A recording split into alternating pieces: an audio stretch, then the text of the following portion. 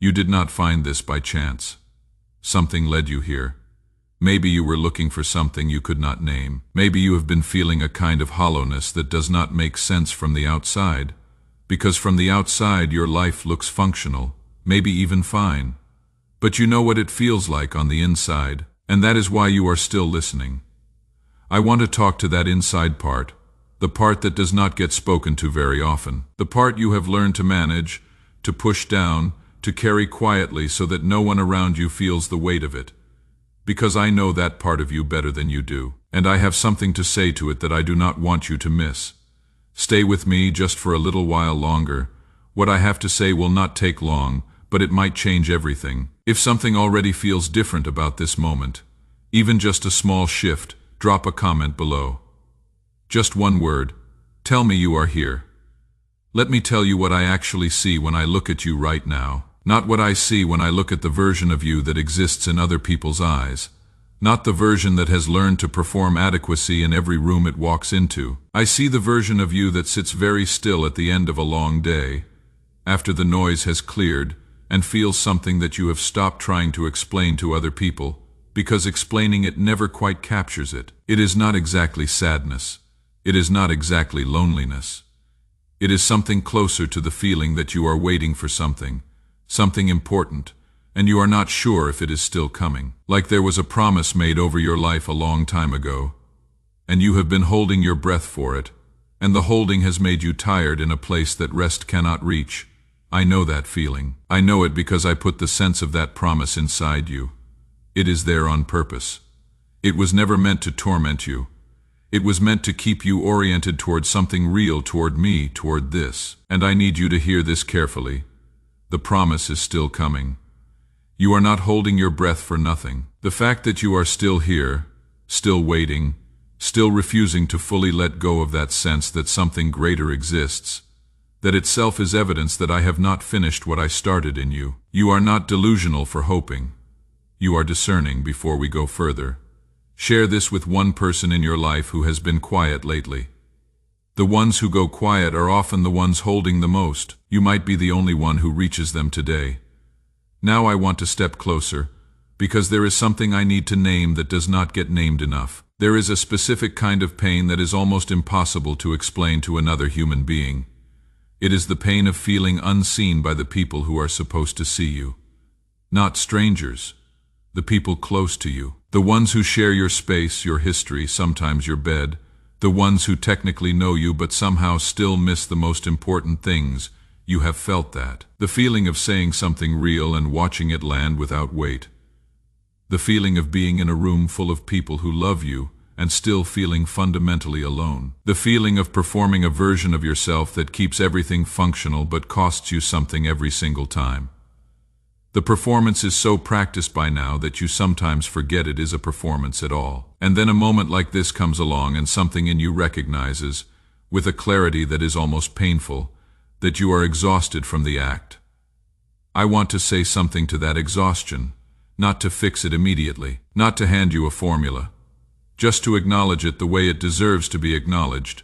You have been working so hard to hold things together, not just your circumstances, yourself. You have been holding yourself together with discipline and routine, and the determination not to become a burden to the people around you, and you have done it. You have held, but the holding has been costing you more than anyone knows. I know. I have watched every hour of it, and I am not here to applaud the performance. I am here to tell you that you do not have to keep performing for me. I already know what is behind the curtain. I have always known, and I am still here, which means the real you, the unpolished, tired, still hoping, sometimes doubting, carrying more than you show you. That is exactly the person I came for. If you have been holding it together on the outside while something in you is quietly unraveling, type "I need this" in the comments. You are not alone, and saying it out loud, even here, is the beginning of something. I want to talk about the thing you are most afraid of. Not the fears you can name easily, the practical ones, the financial ones, the health ones. I want to talk about the one underneath all of those, the one that rarely gets words because putting words to it would make it too real. The fear that you are fundamentally, at your core, not quite enough. That if people could see all the way through you, down past the competence and the humor and the warmth you offer others, and see the actual interior, they would find something that falls short, something that explains why certain things have not worked out, something that confirms a suspicion you have carried quietly for most of your life. That fear has a name, and it is a lie. But it is a lie that knows you very well. It has studied you. It knows exactly when to whisper, and exactly which evidence to point to.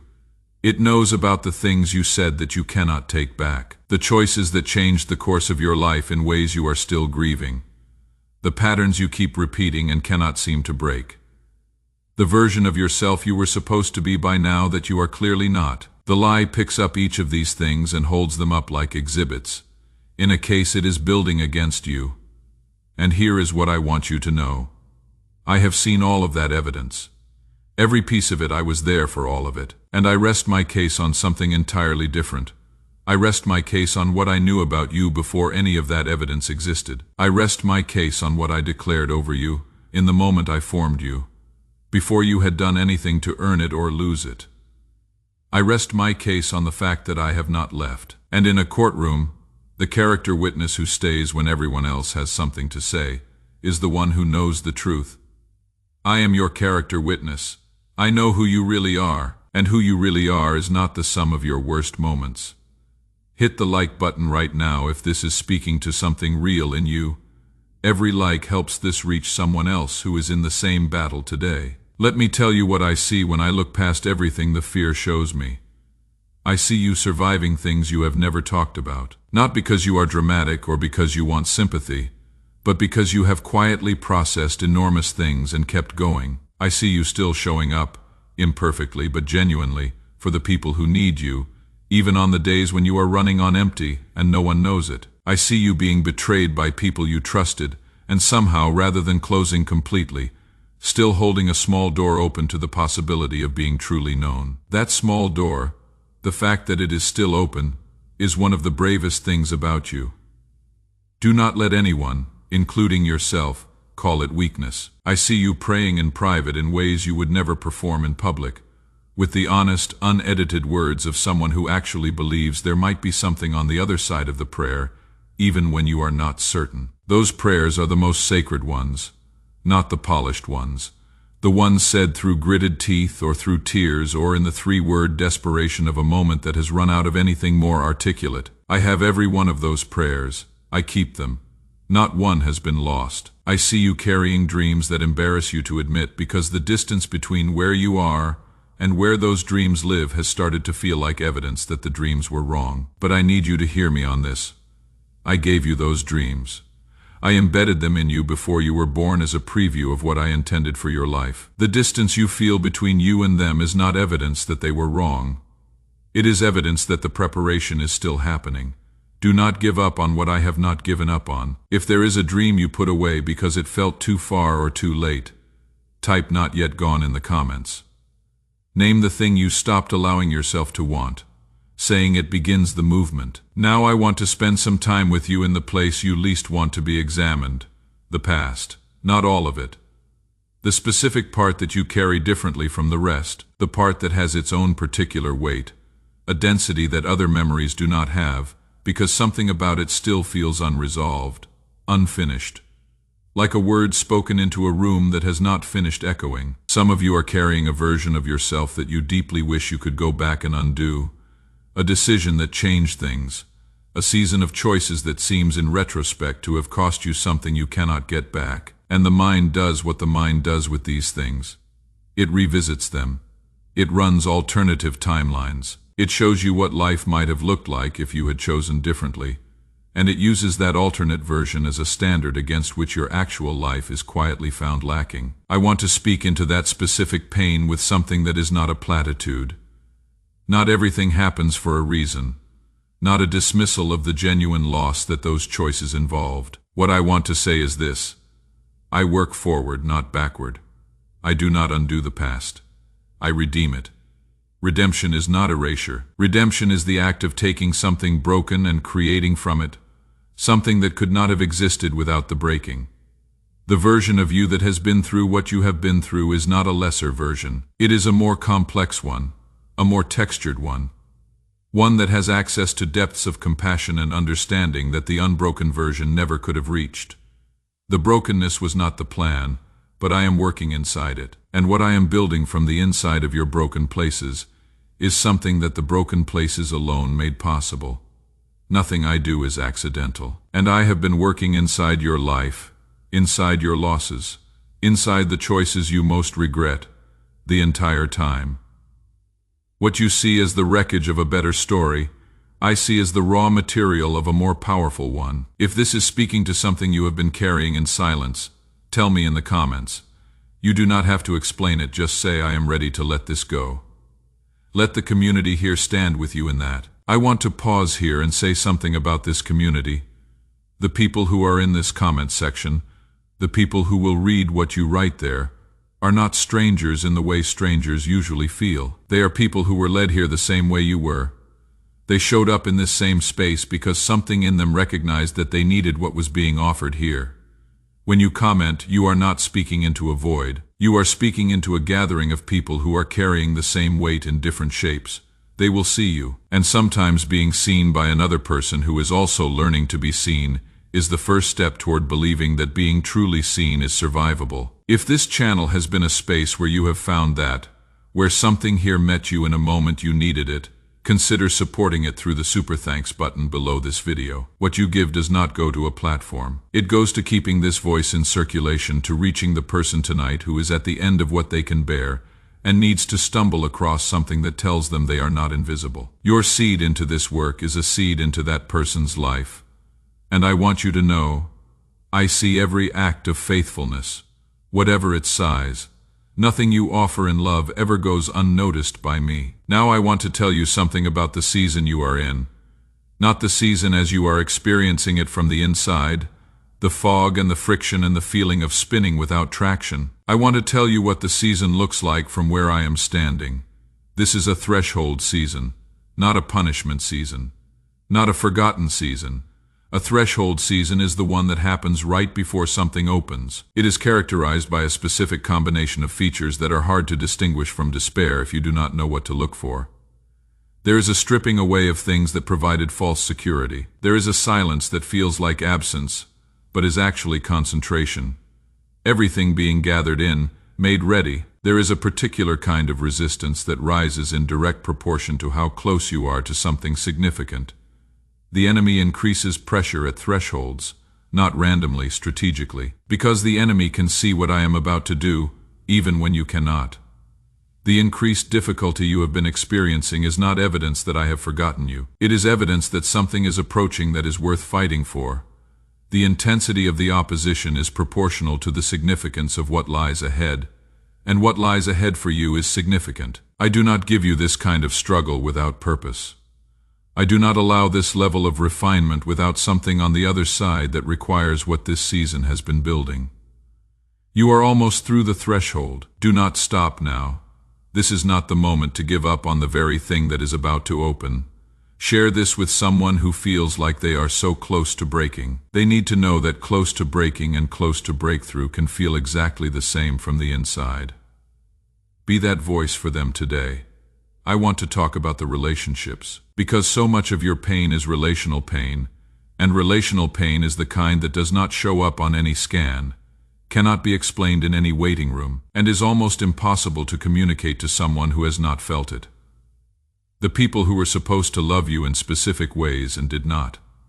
Not necessarily through cruelty, sometimes through absence, sometimes through simply not being capable of giving what you needed, and you being who you are, finding ways to tell yourself it was your fault for needing it.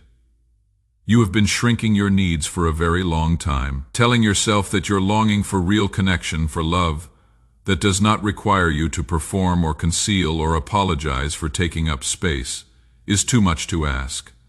That other people manage with less and you should too, that the depth of your longing is actually a flaw, evidence of neediness rather than evidence of how you were designed. You were designed for depth. I made you with a capacity for connection that is not a defect. It is a gift. The people who could not meet that depth were not wrong. They were limited, and their limitation is not a verdict on your worth. It is information about fit, The right kind of love for you does exist, not as a fairy tale, not as a fantasy, as a reality that I have been preparing, sometimes through the very losses that have made you doubt it is possible. I have not forgotten what you were made for. I have been arranging it. The longing you feel is not a wound. It is a compass, and it is pointing somewhere real. If you have spent time convincing yourself that you want too much, or feel too deeply, or need too much to be loved well, type "I was made for this" in the comments. Begin to speak the truth over yourself before anyone else does. My child, there is something I need to tell you about prayer, specifically about the prayers that felt unanswered, the ones you sent out into the silence and heard nothing back, the ones you prayed with sincerity and desperation, and sometimes with a faith that surprised even you, only to watch the situation remain unchanged or worsen. And afterward, the doubt that crept in, the quiet recalibration of how much you were willing to hope for, the gradual reduction in the size of your requests because smaller prayers are less devastating to lose. I heard every one of those prayers, every single one. And I want to explain something to you that cannot always be explained in the middle of the waiting, but that needs to be said now. Some of those prayers I answered in ways you have not yet recognized. The protection you received that you have no record of because nothing happened, because I redirected something before it reached you. The growth that occurred inside you during the season you were asking me to end, that could only occur through the enduring. The preparation happening in the life of the person or the situation your prayer was connected to, preparation that required time on their end before the answer could manifest on yours. And some of those prayers I am still answering. The time frame you are operating on and the time frame I am operating on are not the same. A year in your experience of waiting does not correspond to slowness on my end. It corresponds to the scale of what I am building. Large things take longer. Things built to last require foundations that take time to set. The scale of your waiting is proportional to the scale of what is being prepared. Not every prayer that has not yet arrived is a prayer that was not heard. Some of them are arriving now. Some of them are arriving in this season, and I need you not to give up on them in the final stretch. If you are praying for something right now that you have almost stopped believing will come, write it in the comments. One sentence, one request. Let the community here agree with you in faith today. Let me say something about the people who hurt you, because unforgiveness is one of the heaviest things a person can carry, and it is also one of the most misunderstood. Forgiveness does not mean that what happened to you was acceptable. It does not mean that the person who hurt you has earned back your trust, or that the harm they caused was not real. Forgiveness is not primarily about them. It is about you. It is about releasing yourself from the obligation of carrying their offense as the primary weight in your story. When you hold on to an injury, you are required to keep the injuring person at the center of your narrative. Every day they take up space in your thoughts, in your reactions, in the way you hold yourself when something reminds you of what they did. The offense becomes a permanent tenant in your life, living rent-free in the most valuable real estate of your attention. And I need that space for something else. I am not telling you to call what was done to you small. I am telling you that your healing is more important than their accounting. I will handle the accounting. That is my role. Your role is to let it go enough that you can walk forward without it shaping every step. I will meet you in that release. I will honor it. I will show you what becomes possible in your life when you are no longer tethered to the weight of what someone else decided to do. You were not made to be defined by what was done to you. You were made for something that the injury has been standing in the way of. Let me have the injury. It was never yours to carry permanently. If there is someone you know you need to release, not for them, but for yourself, type "I release it" in the comments. You do not have to name them. Just say the words. The declaration matters. There is a version of your future that you stopped painting a picture of. Maybe it happened gradually. One disappointment teaching you to want less, then another, until the picture became so small that it barely qualified as a hope anymore. Or maybe something specific happened. A single event that redrew the boundaries of what you were willing to believe was possible for you. Either way, you have been living inside a story that is smaller than the one I wrote for you. I am asking you to let me restore the original canvas, not the naive version, not the version that had not yet learned what loss feels like. I am asking you to allow the version of hope that is deeper than optimism. Hope that has been through the fire and come out knowing that the fire did not destroy what was essential. Hope that is no longer based on circumstances staying agreeable but on the character of the one holding the story. I am asking you to believe again, not blindly, not pretending the hard things were not hard, but with the knowledge that you have now about my faithfulness. Even through the seasons it was difficult to feel, believing again that the story is not over, that the parts that feel like aftermath are actually preamble, that I am not done and therefore you are not done. The comeback is already in motion. The restoration has already begun. You cannot see it from where you are standing, but I am asking you to trust the architect while the building is still under construction. What I am building in your life is structurally sound. It is built to last, and it is further along than you know. If you want to be part of what I am building in this space, every word here goes out at a cost, and every generous contribution through the Super Thanks button helps carry it further. What you give here is an act of partnership in reaching people who need this word tonight. Thank you for considering it. My beloved, I want to close our time together with something that is not a call to action or a promise of future blessing, though both of those things are true. I want to close with something simpler, an invitation. I know how you came into this moment carrying things, hoping without quite admitting it, defending yourself against disappointment before it arrives, wanting to believe something like this and also protecting yourself from the cost of wanting it too much. I know all of that, and I am inviting you to set it down, just for the rest of this moment, not permanently, not with any requirement that you have it all figured out. Just for right now, let yourself be in this space without the armor. You do not have to earn what I am offering. You do not have to be further along than you are. You do not have to have the doubt resolved or the questions answered or the behavior corrected. You only have to be here, which you already are. I want you to know something that I want you to carry long after this ends, and the day has moved on and the ordinary noise of your life has come back in. You are known, not in the general way that people speak of being known by me, an abstract, theological kind of known. You are known specifically, particularly, precisely. The way you laugh when something catches you off guard and you forget to perform.